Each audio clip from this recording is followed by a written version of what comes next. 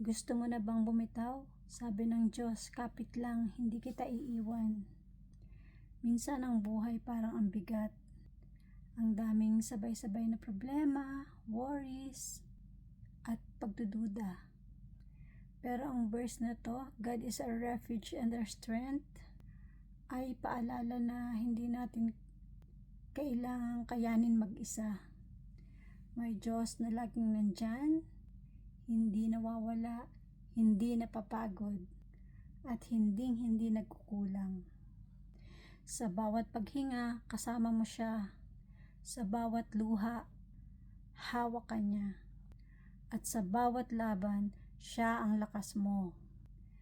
Kaya kahit may pinagdadaanan ka ngayon, kapit lang. Nasa tabi mo ang Diyos. Ever present, ever loving, ever faithful.